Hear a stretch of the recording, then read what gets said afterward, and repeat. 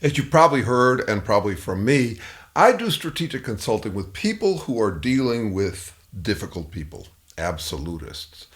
And when we do our sessions, I have to keep in mind three distinct conversations.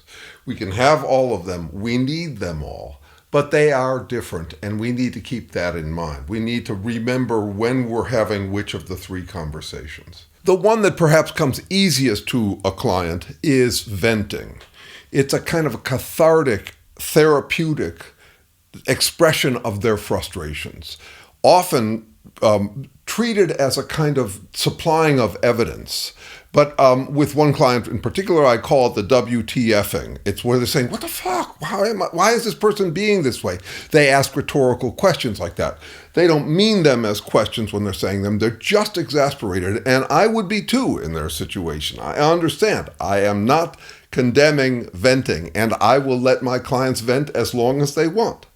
But since it's strategic consulting, I want to also distinguish it and remind them occasionally that the meter is running. And if they want some solutions, they have to move to the next part of it, which I consider analysis, the power of neutral thinking. You take a rhetorical question like, what the fuck? And you turn it into a real question. You try to picture the situation from different angles. You try to do it with as much neutral thinking as possible.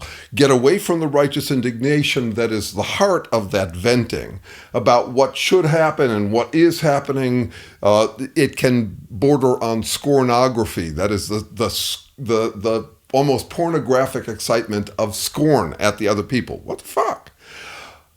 Now, power of neutral thinking. The power of neutral thinking can be had either of two ways, and it's difficult. It's very hard for us to get out of our skin and into someone else's skin, or to get out of our values and look at the reverse of our values. But that's what it takes. So you either try to go neutral, or you tell the same story with an upside and a downside. That is, you think about this strategy or that strategy.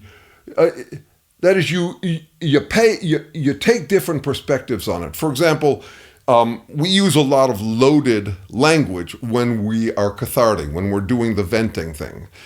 We might talk about someone's disloyalty, for example. Well, loyalty sounds like a good thing. Disloyalty sounds like a bad thing.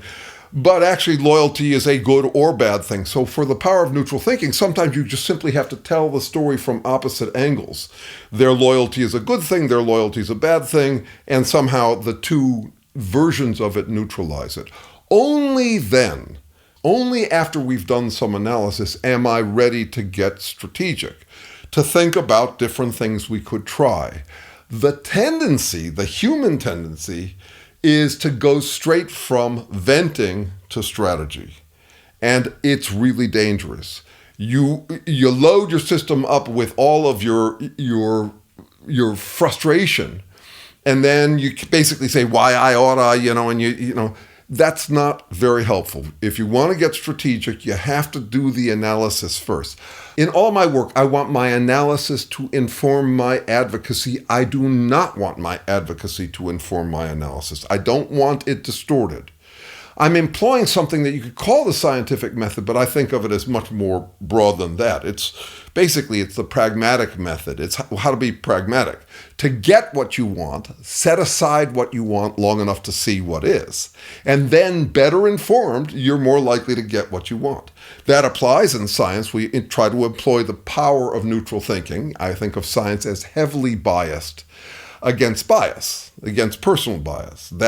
And individual scientists will have all sorts of personal biases, but the whole thing is designed to create and cultivate controversy and confusion so as to neutralize our vested interests in things.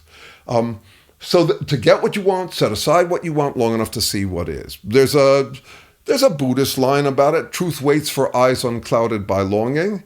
And what I think that means is that realism and strategy wait for eyes unclouded by frustration. So, 3 conversations, and you might keep them in mind if you're in your own practice, in whatever you do, whenever you're frustrated. That venting points in one direction, the neutrality points in the opposite direction, and that way you set aside what you want long enough to see what is. It's really a problem when people go straight from their venting to strategies. Why I oughta. You see what I mean?